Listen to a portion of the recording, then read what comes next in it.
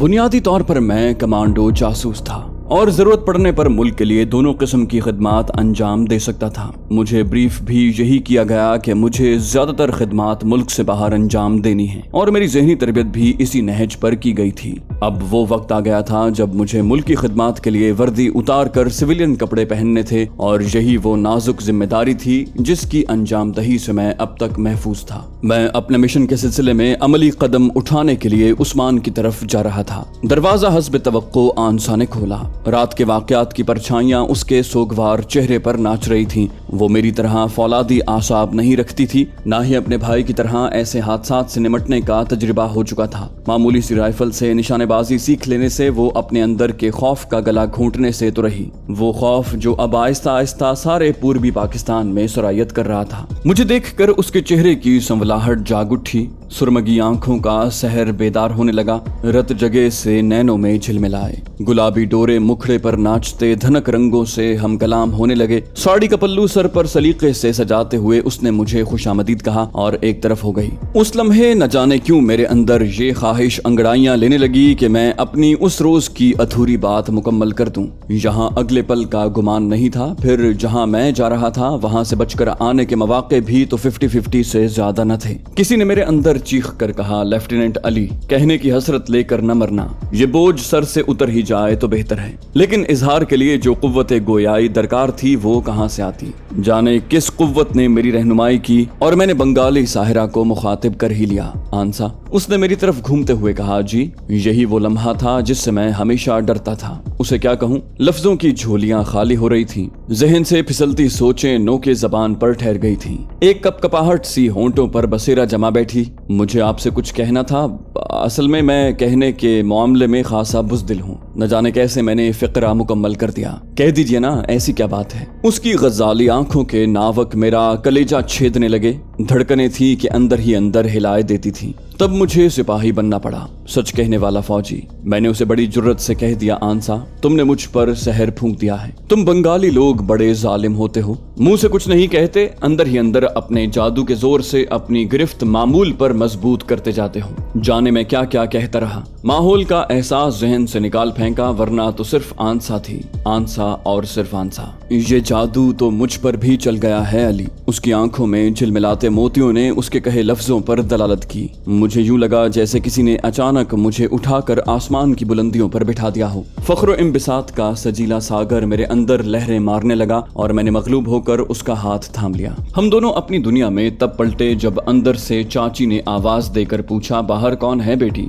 चाची बहरहाल माँ थी और जिस अमानत की उसने आज तक निगहबानी की थी, अब उसे लौटाने का फरीजा भी उसी के नाजुक कंधों पर आन पड़ा था। मरती मारती मखलूक के बीचों बीच वो आंसा का हाथ थामे जाने कब से किसी अमीन की मुंतजिर थी। हम दोनों एक दूसरे का सामना करने पर जिस अंदरूनी कैफियत का शिकार हुए थे वो आम दुनिया की नजरों में तो शायद ना आ सकती, लेकिन चाची ने उसे तख्लीक किया था। उसके कल पुर्जों को बनाया संवारा था। उसने मेरी और अपनी बेटी की अंदरूनी कैफियत को भांप लिया था। शायद लाशौरी तौर पर उसे भी किसी ऐसी पनाहगाह की तलाश थी जिसके दामन में कम से कम उसकी बेटी ही अमान हासिल कर ले। उसके जहन ने तकसीम के मनाजिर फरामोश नहीं किए थे और हर जी शऊर ये महसूस करने लगा था कि मुनाफरत जिस तेजी से पनप रही थी और हालात लोगों को जिस धारे पर बहाए ले चले जाते हैं, वो इस अमर की गवाही है कि तारीख खुद को दोहराने लगी है। जब तारीख दोहराने का अमल वकू पजीर होता है तो जुग्राफियाई हालात उस पर असरअंदाज नहीं हो पाते। फिर बिहार और बंगला में फर्क बाकी नहीं रहता।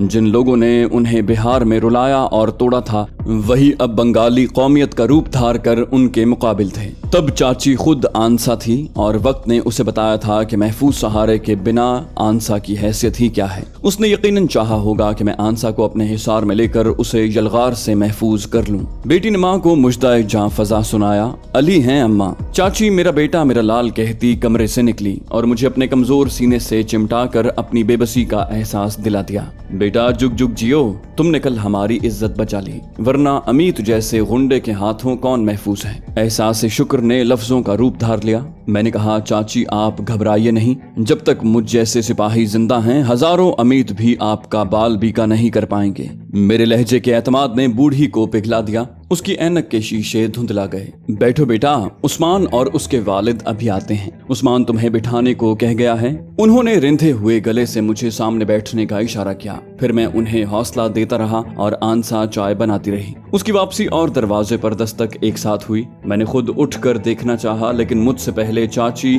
मैं देखती हूँ कहकर मेरे कमरे से निकल गई और मैं आंसा की चाय बनाती उंगलियों की लर्जिश में उलझ कर रह गया। कुछ देर पहले गोयाई के जिस कर्ब से मैं दो चार था, उसका शिकार वो भी हो रही थी। हम दोनों एक दूसरे से बहुत कुछ कहना चाहते थे, लेकिन कह नहीं पा रहे थे। उसने चाय मेरी तरफ सरकाते हुए कहा, उस्मान भी आपके साथ कहीं जा रहे हैं क्या? मैंने गुफ्तगू बढ़ाने को यूं ही फिक्रा उछाल दिया, तुम्हें कैसे इल्म हुआ? वो बोली, आपकी गुफ्तगू से अंदाजा हुआ। मैंने पूछा, छुप कर सुनी थी क्या? वो झेप गई, नहीं जी। मैंने कहा, फिर? बोली, आपने तो जिरा शुरू कर दी। उसने मुझे गनीमत लम्हों का एहसास दिलाया। मैंने कहा, दुआ करना। बोली, मैं तो पहले ही रोज से आपकी सलामती के लिए दुआ गो हूँ। उसने उंगलियों से साड़ी का पल्लू मरोड़ा। मैंने गंभीर लहजे में उसे एहसास बख्शा। कहा, मैं खुद को खुशकिस्मत समझता हूँ आंसा। बोली, मैं आपकी फतहमंदाना वापसी की दुआ करूंगी। आप जहाँ भी जाइए याद रखिएगा, एक कमजोर सी लड़की आपकी राहों में आंखें बिछाए बैठी है। उसने इतने मजबूत लहजे में ये बात कही थी कि मैं दहल गया। अगली बात कहने से पहले मुझे खामखा बिस्किट उठाकर मुंह में रखना पड़ा। चाची वापस आ गई थी। चाची ने दोनों को अपनी आमद से मुत्तला किया। बोली, हामिद था, कह गया है दोनों बाप बेटा उसके पीछे पीछे आ रहे हैं। मेरे मुंह से जाने क्यों निकला ओके। चाची ने मेरे सामने जूं की तूं धरी प्याली की तरफ इशारा करते हुए अपनी बाखबरी जताई। अरे बेटा, चाय तो तुमने पी ही नहीं, ठंडी हो रही है। मैंने कहा, चाची असल में हम फौजी लोग हैं ना, चाय खूब ठंडी करके पीते हैं। मैंने लफ्जों में पनाह ढूंढी। शरबत बना के? आंसा ने होंठों पर मुस्कुराहट की चांदी बखेरी। बेसाख्ता हम दोनों हंस पड़े। शायद वो भी मेरी हालत से महजूज हो रही थी। मैंने बात बनाई, नहीं ऐसी बात नहीं है। फिर आंसा बर्तन समेट कर चल दी और चाची ने मुझे कुरेदना शुरू कर दिया। वो बड़े गैर महसूस तरीके से मेरा जोग्राफिया जानने लगी। घर बार, माँ बाप, बहन भाई और किसी हद तक जाती ख्यालात। हमारी गुफ्तगू का सिलसिला दोनों बाप बेटे की आमद से टूटा। माफ करना बेटा, हमें इल्म तो था, लेकिन बड़ी अहम मीटिंग थी। तुम जानो, अमित सरकार की इस इलाके में आमद ने लोगों को खासा खौफजदा कर रखा था, लेकिन अल्लाह के फजल से अब सब ठीक हो गया है। बेटा, झूठ की उम्र होती है न पाऊं, और सच्चाई तो बहरहाल गालिब आकर रहती है।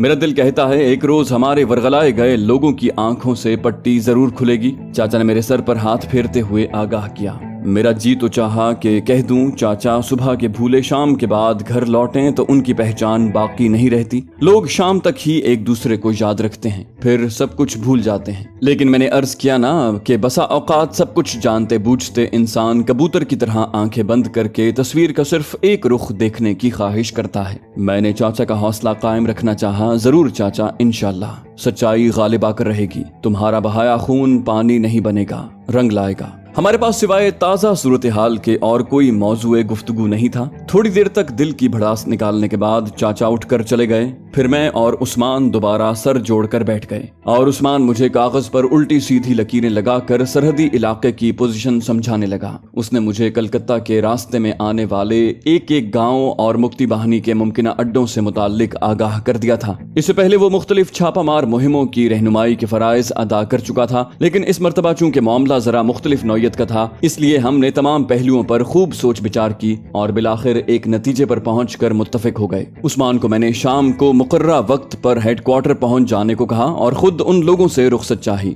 आंसा मुझे दरवाजे तक छोड़ने आई थी। हमें जाते वक्त एक दूसरे से कुछ कहने सुनने का मौका तो न मिल सका, लेकिन उसकी आंखों में तैरती नमी ने मुझे कह दिया था, अली तुम जहां भी जाओ याद रखना एक सांवली सलोनी सी लड़की तुम्हारी राह में आंखें बिछाए तुम्हारी फतहमंदाना वापसी के लिए दुआ गो है। उस गली का मोड़ मुड़ने तक जहां उनका घर था, वो दरवाजे से गर्दन निकाले मुझे देखती रही। मोड़ काटते हुए एक लम्हे के लिए मैंने उसकी समत देखा, फिर एक्सेलरेटर पर मेरा दबाव बढ़ गया। अब मैं था और मेरी जौलानियां वो और लोग होते हैं जिन्हें मोहब्बत बुज़दिल बना देती है। मुझे सिपाहगरी विरसे में मिली थी और ये नजरिया भी कि मोहब्बत हमारी हिम्मतों को महमेज लगाती है। मैं चाहता था जब वापस पलटूं तो आंसा के सामने फख्र से कह सकूं, मैंने अपने फर्ज में कोताही नहीं की और अपनी धरती के तकद्दुस को कायम रखने में गफलत का मुतहम्मिल नहीं हुआ।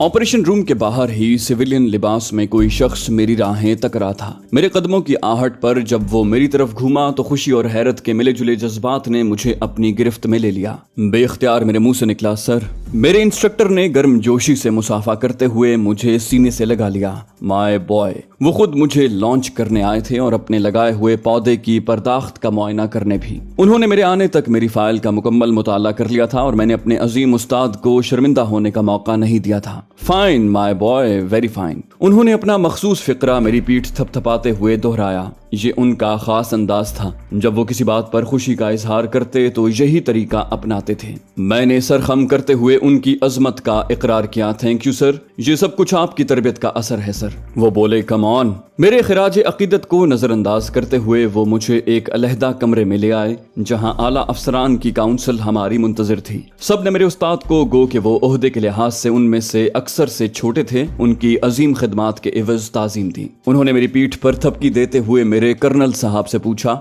बच्चे ने मायूस तो नहीं किया सर? कर्नल साहब ने सिगार का कश लगाते हुए कहा, नो मेजर, ये तो वाकई तुम्हारा शागिर्द साबित हुआ। और मेरे इंस्ट्रक्टर साहब की आंखें फख्र से चमक उठी। फिर मेरे अफसरान मेरे मिशन मुझे ब्रीफ करते रहे। तकरीबन 2 घंटे बाद हम लोग फारिग हुए। मेरे इंस्ट्रक्टर साहब मेरे साथ ही मेरे कमरे में चले आए। वो अभी तक मुझे जेरे तरबियत बॉय ही समझ रहे थे। उन्होंने ट्रेनिंग का एक एक सबक दोहराया, मुझसे मुख्तलिफ किस्म के सवालात करते रहे। जहां कहीं मैं जरा सा चूकता वो फौरन मेजर से इंस्ट्रक्टर का रूप धार लेते और वही डांट डपट शुरू हो जाती। शाम के बाद जब मेरे अर्दली ने उस्मान के आने की इत्तला दी तो वो मुझसे जुदा हो गए। ओके बॉय, अब इंशाल्लाह लॉन्चिंग पैड पर मुलाकात होगी। और गर्मजोशी से मुसाफा करके वो रुखसत हो गए। लॉन्चिंग पैड वो मकाम जहां से जासूस दुश्मन के इलाके में दाखिल होता है। जाने इस मर्तबा उनके अलग होने से मुझे क्यों अकेलेपन का एहसास हो रहा था। हमें यहाँ से अपने सरहदी इलाके में वाक़ लॉन्चिंग पैड तक मुक्ति बहानी का रूप धार कर ही सफर करना था। ये एक तरह से हमारी ट्रेनिंग थी, क्योंकि कलकत्ते में हमें मुक्ति बहानी का रूप धार कर ही क़याम करना था और उन्हीं की आड़ में अपना काम भी कर गुजरना था। मेरी गंदुमी रंगत और शरीरे बदन पर जब बंगाली लुंगी और कुर्ता होता तो किसी को ये गुमान भी ना गुजरता कि मैं बंगाली नहीं हूँ। मेरे एक दांत पर सोने का खोल चढ़ चुका था और माथे पर चोट के निशान ने, जो चोट के निशान से ज्यादा मेकअप का कमाल था, मेरी हैयत बिल्कुल बदल कर रख दी थी।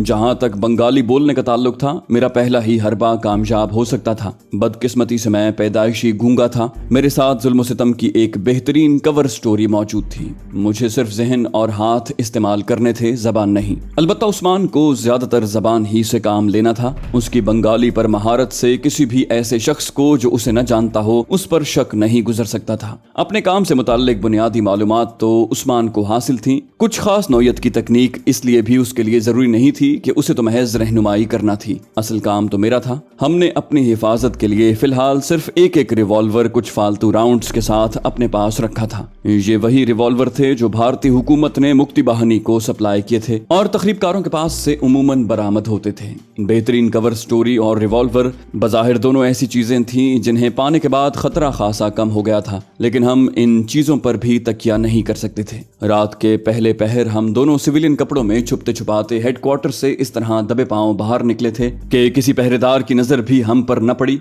हेडक्वार्टर के सामने बनी सड़क उबूर करके हम खेतों के उस वसी सिलसिले में खो गए जो सड़क की दूसरी समत दूर तक फैलता चला गया था। उस इलाके से मुताल्लिक कम अज कम हमें इस हद तक मालूमात जरूर हासिल थी कि यहाँ के किन किन इलाकों के लोग मुक्ति बाहिनी के हमदर्द और कहाँ कहाँ पाकिस्तान के हमदर्द मौजूद हैं। हमें उसी रूप में सरहद तक पहुँचना था ताकि मकामी गद्दारों की तरफ से सरहद पार खतरे का सिग्नल न पहुँचा जाए। ये एक तरह से सरीहन खुद को दाव पर लगाने वाली बात थी कि हम मुक्ति बाहिनी की हमदर्दियां हासिल करके उनके सरहद पार कैंप में पहुंचकर उन पर नकब लगाएं। किसी भी मरहले पर हमारा पोल खुल सकता था, जिसके बाद एक अजियतनाक मौत हमारा मुकद्दर बन जाती। मैं तो उस आग में इसलिए भी कूद गया था कि ये मेरी ड्यूटी थी कि मैं हर हुक्म की तामील करूं, लेकिन उस्मान, वो अपने घर का वाहिद सहारा था, बूढ़े वालिदैन की लाठी और बहन का मान। मेरे दिल से बेख्तियार दुआ निकलती कि इलाही उन्हें बेसहारा न करना, ना ही किसी बहन का मान टूटने देना। उसकी अजीम रज़ाकाराना खिदमात को मैं किन अल्फाज में खराज तहसीन पेश करता। दुनिया की किसी लुगत में वो अल्फाज मौजूद नहीं थे। खेतों से खासी दूर जाकर हम बरामद हुए और उस गांव की तरफ चल दिए जो हमारी पहली पनाहगाह थी। صبح काज़िब का उजाला रात की तारीकियों पर धीरे धीरे गालिब आ रहा था। किरणों की चांदनी ने सुनहरे रेशे को 4 चांद लगा दिए थे। अंधेरे से फूटती उजाले की चांदनी और उसके पस मंजर में मशरिक से उभरता सूरज, ये नजारा ही किसी वतन दोस्त को रुलाने के लिए काफी था। और जब हम लोग गांव के बाहर एक ट्यूबवेल पर पहुंचे तो किरणों का जादू जाग चुका था। टेढ़ी मेढ़ी पगडंडियों के उलझे उलझे रास्तों पर इक्का दुक्का किसान आते जाते दिखाई दे रहे थे। एक दो से हमारा सामना भी हुआ, लेकिन किसी ने हमसे तारुज न किया। गालिबन उन्होंने हमें पहचान लिया था। ट्यूबवेल के बाहर ही हमारा टकराव उस गठे हुए जिस्म और कीनातोज आंखों वाले किसान से हुआ जो एक चारपाई पर अकेला बैठा बीड़ी के कष्ट लगा रहा था। उस्मान ने उसे मुक्ति बहानी के खुसूस अंदाज में सलाम किया और जवाब मौसूल होने पर हम चारपाई के दूसरे कोने में सिमट कर बैठ गए। उसने मशकूक नजरों से हमें घूरा। किधर से आए हो तुम लोग? उस्मान ने उसकी तसल्ली करवाई। रांगा माटी से। जिस गांव का नाम उस्मान ने लिया था उस पर पिछले ही रोज पाकिस्तान आर्मी ने रेड की थी और वहां 15-20 तखरीबकार मुकाबले में मारे गए थे। वो गांव मुक्ति बहानी का गढ़ था। जाहिर है जो तखरीबकार जहां से फरार हुए थे वो उसी इलाके में बिखरे हुए थे। हमारे तारुफ ने उसे किसी हद तक मुतमईन तो कर दिया था, लेकिन शक की परछाइयां उसकी आंखों में अभी तक हिलकोरे ले रही थी। उस्मान ने उससे कहा, फौज हमारे ताकुब में है, हमें सिर्फ आज दिन के लिए पनाह चाहिए, अंधेरा फैलते ही हम निकल जाएंगे। अब की बार उसने बजाय उस्मान की बात का जवाब देने के मुझे मुखातिब किया, तुम्हारा नाम क्या है? जवाब में मैं सिर्फ हाथ नचा कर रह गया। उस्मान ने तरहुम आमेज लहजे में उसे बताया, ये बेचारा गूंगा है। वो बोला, ठीक है, मेरे ख्याल में ये जगह कुछ ज्यादा महफूज नहीं, मैं तुम लोगों को नजदीक ही एक ठिकाने तक ले जाता हूँ। ये कहकर वो उठ खड़ा हुआ। हम दोनों उसके पीछे पीछे सर झुकाए चल दिए। हमें लेकर वो खेतों के बीचों बीच चलता एक वीराने में ले गया। उसने दरख्तों के झुंड में बने एक घरौंदे की तरफ इशारा किया, ये जगह कुछ महफूज है। उस्मान ने उसे बड़े मुल्तजी लहजे में कहा, शुक्रिया, मेहरबानी, अगर मुमकिन हो तो खाने पीने को कुछ दे दो, हम कल दोपहर से भूखे हैं। मैं उसकी शानदार अदाकारी पर उसे दिल ही दिल में अब तक न जाने कितनी मर्तबा दाद दे चुका था। उसने बड़े जुमानी से अल्फाज कहे थे। बोला, घबराओ नहीं, सब कुछ पहुंच जाएगा। हमें उस कमरे में जहां एक खाट पहले से पड़ी थी बिठाकर वो खुद रोटी पानी का बंदोबस्त करने बाहर चला गया। मैंने उसके जाते ही उस्मान को दाद दी, भाई कमाल के अदाकार हो। उसने मुस्कुराते हुए कहा, आप गूंगे हैं भाई, ये मत भूलिए। मैंने अपने होंठों पर उंगली जमाई। ओ वाकई यार, मुझे तो खामोश रहना चाहिए। हम दोनों बजाय अंदर बैठने के खाट उठाकर कमरे से बाहर आ गए और आइंदा के लिए लाहे अमल तय करने लगे। 10 मिनट के बाद हमारे मेजबान की वापसी हुई, लेकिन वो अकेला नहीं था, उसके साथ उसके 5 साथी और भी थे। मैंने उस्मान के कान में सरगोशी की, घबराना बिल्कुल नहीं। उसने मेरे लहजे की नकल उतारते हुए मज़ाहिया अंदाज अपना कर मेरे खदशात रफा कर दिए। बोला, ओके।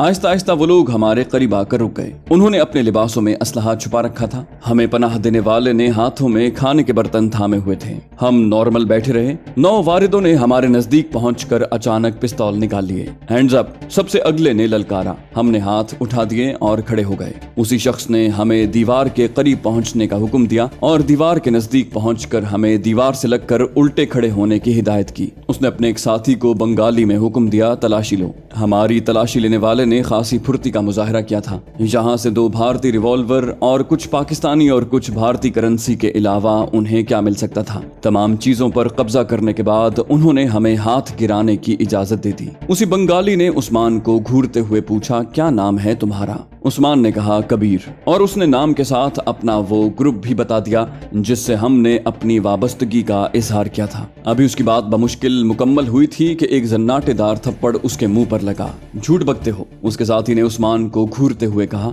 थप्पड़ इतना जोरदार और अचानक था कि उस्मान चकरा कर गिर पड़ा। यही वो नाजुक लम्हा था जिससे उसके सिद्क और सब्र का इम्तिहान होना था। बजाय गुस्से या झुंझलाहट के वो इत्मीनान से गाल सहलाता हुआ उठ खड़ा हुआ। उसने बेबसी से उन लोगों को मुखातिब किया, आप लोगों को गलत फहमी हुई है, आप इंक्वायरी क्यों नहीं कर लेते? एक देहाती उस पर पिल पड़ा, तेरी इंक्वायरी की ऐसी तैसी। उसने जोरदार घूंसा उसके मुंह पर मारा। इसी असना में बाकी लोग मेरी तरफ पिस्तौल ताने खड़े रहे। उस्मान ने कमीज की आस्तीन से खून पोंछा और दोबारा उनके सामने हाथ बांध कर खड़ा हो गया। उसने गुस्से और बेबसी के मिले जुले जज्बात से चिल्लाकर कहा, तुम लोग अपने साथियों पर जुल्म कर रहे हो। उसी बदमाश ने जो उनका सरगना था मेरी समत देखा। अबे तू गूंगा है। उस्मान ने मेरे और उनके बीच ढाल बनते हुए कहा, इस बेजबान पर जुल्म न करना वरना खुदा का अजाब पड़ेगा तुम पर। सरगना ने उस्मान को धक्के देकर परे हटाया और उसके साथ ही इतनी जोरदार लात मेरे पेट में मारी कि बिला मुबालगा मेरे 14 तबक रोशन हो गए। जवाब में मेरे मुंह से ऐसी ही कराह निकली थी जैसे किसी गूंगे के मुंह से निकलती है। मैं दर्द की शिद्दत से दोहरा होकर आगे की तरफ झुक गया। उसके दूसरे साथी ने मुझे बालों से पकड़कर पीछे झटका दिया। उसके साथ ही पहले ने जोरदार घूंसे मेरे पेट में मारने शुरू कर दिए। यूं महसूस हो रहा था जैसे मेरी आंतें फट जाने को तैयार हैं। दर्द की शिद्दत बेहाल किए देती थी, लेकिन मैंने न सिर्फ खुद पर जब्त किए रखा बल्कि दिमाग को भी गर्म न होने दिया। वो किरदार निगारी में हकीकत का रंग भरने की बड़ी जबरदस्त कीमत वसूल कर रहे थे। उन्होंने मार मार कर मुझे अधमुआ कर दिया, लेकिन मेरे हलक से गूंगों वाली चीखें ही बरामद हो सकी। फिर जैसे उन्हें यकीन आ गया कि हम सच्चे हैं, उन्होंने हमारे हथियार और करेंसी लौटाकर अपने रवैये पर नदामत का इजहार किया, लेकिन ये भी कह दिया कि ऐसा करना उनके लिए जरूरी था क्योंकि दुश्मन के आदमियों का भेष बदल कर उनमें घुस जाने का भी इम्कान था। हमने पानी से चेहरे पर जमे खून को साफ किया। मुझे अपनी तकलीफ की परवाह नहीं थी, लेकिन उस्मान की फिक्र जरूर थी। उस बेचारे ने कब ऐसी मार खाई होगी। हमारी ठुकाई से फारिग होकर उन्होंने दस्तरखान बिछाकर अश्क शोई के लिए हमारे आगे वही भात और दाल रख दी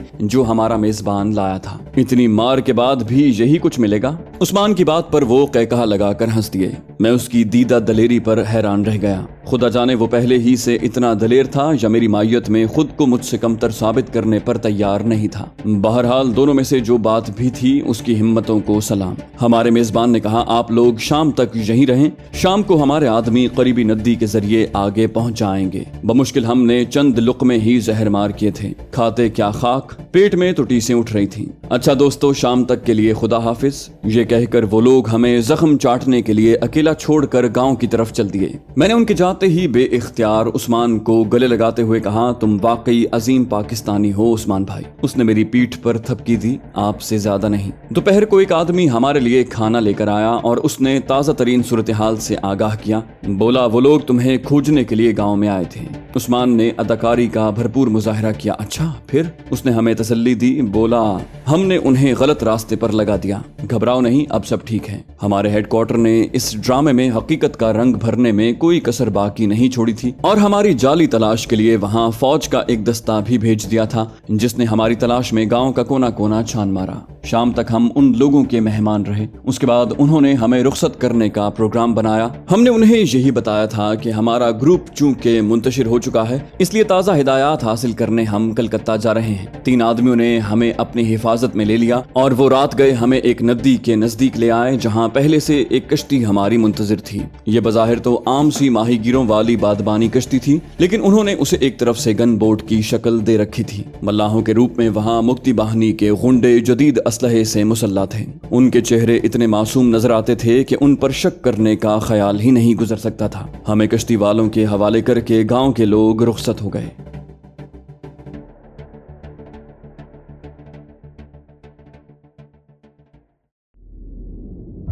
दोस्तों, उम्मीद करते हैं आपको हमारी वीडियो पसंद आई होगी। अगर आप इस्लामी और तारीखी शख्सियात पर मबनी कहानियां सुनना चाहते हैं तो हमारे दूसरे चैनल दास्तान को सब्सक्राइब कीजिए और कमेंट सेक्शन में हमें बताइए कि आप कौन सी तारीखी और इस्लामी कहानियां सुनना चाहते हैं। जाने से पहले वीडियो को लाइक कर दीजिए। इंशाल्लाह अगली किस्त में आपसे मुलाकात होगी। तब तक अल्लाह हाफिज।